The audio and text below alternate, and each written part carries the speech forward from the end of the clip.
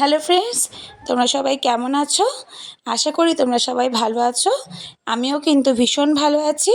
প্রিয়াঙ্কার লাইফস্টাইলের আরেকটি নতুন ভিডিওতে তোমাদের সবাইকে অনেক স্বাগত। আজকে এখান থেকেই ব্লগটা স্টার্ট করছি। আজকের ব্লগে কিন্তু আমি তোমাদের সঙ্গে একটা রান্না শেয়ার করব। তাহলে চলো রান্নাটা স্টার্ট করি। দেখো ফ্রেন্ডস, আজকে আমি করব হচ্ছে মুড়ি ঘন্ট। মাছের মাথা দিয়ে মুড়ি ঘন্ট বানাবো। তো এটা হচ্ছে তোমাদের দাদাভাইয়ের খুব ফেভারিট খাবার। তো আমি কিভাবে করি তোমাদের সঙ্গে সেটা শেয়ার করছি। তোমরা আমাকে জানিও যে তোমরা কিভাবে করো, আর কারা কারা মুড়ি ঘন্ট খেতে ভালোবাসো সেটাও কিন্তু আমাকে কমেন্টে জানিও। দেখো আমি এখন মুড়ি ঘন্টটা যেহেতু মাছের মাথা দিয়ে করব, তা আমি অলরেডি এখানটাতে মাছের মাথাটা ভেজে নিয়েছি। তো এখানে একটা বড় কাতলা মাছের মাথা আছে আর একটা রুই মাছের মাথা আছে। এটা আমার ঘরেই ছিল, তো সেই জন্য এটা দিয়েই করছি আমি। তো মাছের মাথাগুলো অলরেডি ভেজে তুলে রেখেছি। আর এখন কড়াইতে দেখো তেলটা আমার গরম হয়ে গেছে। এখন আমি প্রথমেই দিয়ে দেবো পেঁয়াজ কুচি। আমার যেগুলো যেগুলো লাগবে সেগুলো কিন্তু আমি জোগাড় করে নিয়েছি। লাগবে আমার পেঁয়াজ কুচি, আর এখানে দেখো একটু রসুন থেতো করে নিয়েছি, আর নিয়েছি টমেটো, আর তারপরে যেই মশলাগুলো লাগবে সেগুলো দেবো। তো দেখো আগে আমি পেঁয়াজটা তেলে দিয়ে দিই, পেঁয়াজটা ভাজা হতে থাক ততক্ষণ। আমি কিন্তু এখনই রসুনটা দেবো না, যেহেতু রসুনটা আমি থেতো করে দেবো, তো ওই জন্য পেঁয়াজটা আগে একটু নেড়ে নিয়ে একটু হালকা ভাজা ভাজা হয়ে এলে তারপরে আমি রসুন থেতোটা দিয়ে দেবো। চলো পেঁয়াজটা ভেজে নিই, তারপরে হালকা একটু ভেজে নিই, তারপরে রসুনটা অ্যাড করবো। পেঁয়াজটা ভাজা হচ্ছে, আর দেখো এদিকে আমি গোবিন্দভোগ চাল 600 গোবিন্দভোগ চাল আছে এখানে। এটা কিন্তু আমি ধুয়ে রেখেছি। ধুয়ে অনেকক্ষণই ধুয়ে রেখেছিলাম, সেই জন্য একটু শুকনো শুকনোও হয়ে গেছে, তাতে কোনো অসুবিধা নেই। তো ধুয়ে রেখেছি আর মশলাগুলো রেডি করে নিয়েছি। তো চলো পেঁয়াজটা একটু হালকা ভাজা হয়ে যাক, তারপরে আমি রসুনটা দিয়ে দেবো, তারপরে বাকি স্টেপগুলো আমি তোমাদেরকে দেখাচ্ছি। দেখো এখানে পেঁয়াজটা আমার হালকা ভাজা ভাজা হয়ে এসছে। তো এখন আমি রসুন বাটাটা দিয়ে দেবো। রসুন বাটা না, ঠিক থেতো, ঠিক এরকম দেখো এরকম থেতো করে নিয়েছি আমাদের সাথে। তো সেটা আমি এখন দিয়ে দেবো।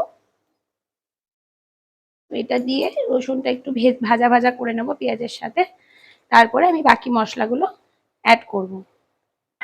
চলো এটা একটু ভাজা ভাজা করে নিই। দেখো আমার পেঁয়াজ রসুনটা ভাজা ভাজা হয়ে গেছে। এবার আমি এর মধ্যে একটা টমেটো আমি হাফ মানে 4 ভাগ করে রেখেছি, সেটাকে দিয়ে দেবো।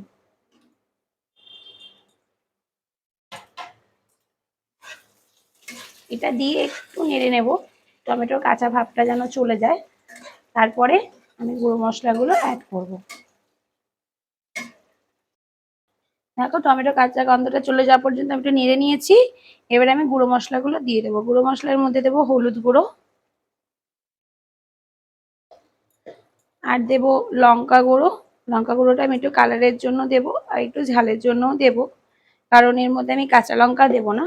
তো ওই জন্য হালকা করে গুঁড়ো লঙ্কাটা দিলাম, খুব বেশি ঝাল দরকার নেই।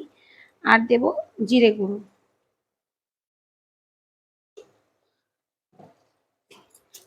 আর দেবো স্বাদ মতন চিনি। এবার তোমরা যারা যারা চিনি পছন্দ করো না তারা স্কিপ করে যেও এটা। আমি চিনিটা সব রান্নাতেই একটু দিই কালারের জন্য, তাই। আর স্বাদ মতো নুন দিয়ে দেবো। নুনটা আমি এখন একবারে দেবো না, কারণ আন্দাজে যদি বেশি হয়ে যায় তখন অসুবিধা হবে, সেই কারণে আমি অল্প করেই দিলাম, লাগলে আমি পরে অ্যাড করব। এবারে আমি এর মধ্যে অল্প জল দিয়ে দেবো, যাতে মশলাটা পুড়ে না যায়। দিয়ে এখন আমি মশলাটা একটু কষতে দেবো। দেখো মশলাটা কষে গেলে তারপরে আমি এর মধ্যে মাছের মাথাগুলো দিয়ে আর একটু কষিয়ে নেব। তো মশলাটা কষুক ততক্ষণ, মশলাটা কষে যাক, তারপরে আবার তোমাদের সঙ্গে কথা বলছি। দেখো এখানে আমার মশলাটা কষে গেছে, তেল ছেড়ে দিয়েছে। এখন আমি মাছের মাথাগুলো এর মধ্যে দিয়ে দেব, দিয়ে একটু খুন্তি দিয়ে হালকা করে একটু ভেঙে ভেঙে দেব, কারণ এখনই পুরোটা ভাঙা যাবে না, যেহেতু শক্ত আছে মাছের মাথাগুলো। তো এটা জল দিয়ে আরেকটু আমি মাছের মাথাগুলোর সঙ্গে মশলাটাকে আরেকটু ভালো করে কষিয়ে নেব। তারপরে আমি চালটা দেব। চলো এই মশলাটা একটু কষিয়ে নিই জল দিয়ে, তারপরে আবার বাকিটা তোমাদেরকে পরে বলছি। দেখো আমি মাছের মাথাটা দিয়ে অল্প জল দিয়ে দিয়েছি, এটা দিয়ে আমি আরেকটু ভালো করে কষিয়ে নিই, তারপরে আমি চালটা দেব।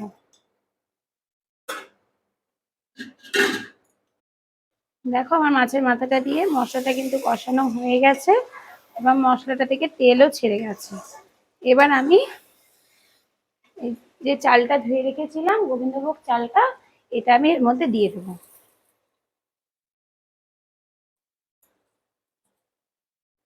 দেখো আমি পুরো চালটা এর মধ্যে দিয়ে দিয়েছি। এবারে আমি চালটাকে দিয়ে একটু নেড়ে নেব, চালটা একটু ভাজা ভাজা করে নেব। তারপরে দেখো আমি এখানে গরম জল কিন্তু অলরেডি বসিয়ে দিয়েছি, তো পরিমাণ মতন জলটা আমি দিয়ে দেবো। আগে কিন্তু অল্প করেই জল দেব, তোমরাও আগে অল্প করেই জল দিও, কারণ গোবিন্দভোগ চাল তো বেশিক্ষণ সময় লাগে না সেদ্ধ হতে। পরে যদি জল লাগে তখন তোমরা পরে অ্যাড করতে পারবে, কারণ যেহেতু গরম জল ইউজ করছি আমরা, সেহেতু পরে আবার অ্যাড করা যাবে। সেই জন্য তোমরাও প্রথমে অল্প করেই জলটা দিও, নাহলে চালটা গলে যাবে বেশি জল হয়ে গেলে। দেখো চালটা দিয়ে আমি একটু চালটা ভাজা ভাজা করে নেব।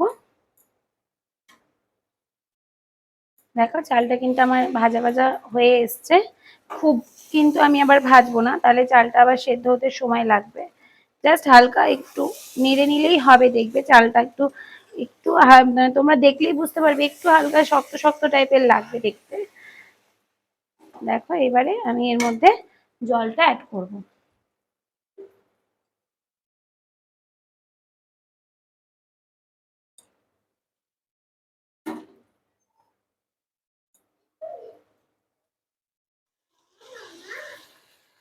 দেখো আমি এখন আপাতত এই পরিমাণেই জল দেব, পরে যদি আমার জল লাগে তখন আমি আবার অ্যাড করে নেব।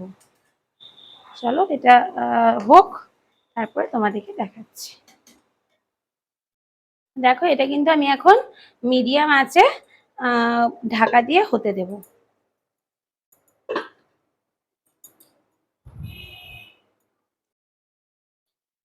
তো দেখো এখন আমার চালটা কিন্তু এরকম অবস্থা, চাল কিন্তু আমার সেদ্ধ হয়ে গেছে।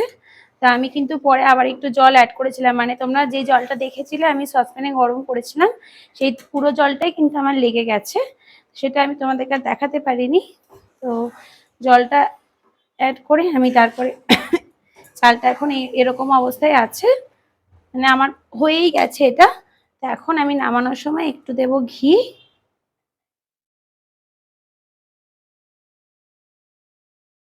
একটু দিয়ে দিলাম ঘি, আর দেব গরম মশলা গুঁড়ো, দিয়ে আমি একটু নেড়ে তারপরে কিন্তু নামিয়ে নেব। গরম মশলা গুঁড়োও দিয়ে দিলাম আমি। এখন আমি এটাকে একটু নেড়ে নিয়ে তারপরে নামিয়ে নেব। নামিয়ে এখন কিন্তু আমি এটাকে ঢাকা দিয়ে রেখে দেবো, গরম মশলার ফ্লেভারটা যেন এর মধ্যে ভালো করে ঢুকে যায়, তারপরে আমি এটাকে সার্ভ করব। যদিও এখন এটাকে আমি সার্ভ করতে পারবো না, কারণ তোমাদের দাদা ভাইয়ের আবদারে এটা করা, তো আমি অতটা ঠিক পছন্দ করি না, মানে খাই না সেইভাবে বলতে গেলে। তো ও অফিস থেকে এলে ফার্স্ট ওকেই দেবো। এখন আমি এটা করে ঢাকা দিয়ে রেখে দেবো। দেখো এখানে কিন্তু আমার মুড়িঘণ্ট কমপ্লিট, আমি ঢাকা দিয়ে রেখে দিয়েছি। তো তোমরাও এভাবে করে দেখো, তোমাদের কেমন লাগলো আমাকে কিন্তু অবশ্যই কমেন্টে জানিও। আবার পরের ভিডিওতে তোমাদের সঙ্গে দেখা হবে। আপাতত তোমরা সবাই ভালো থেকো, টাটা।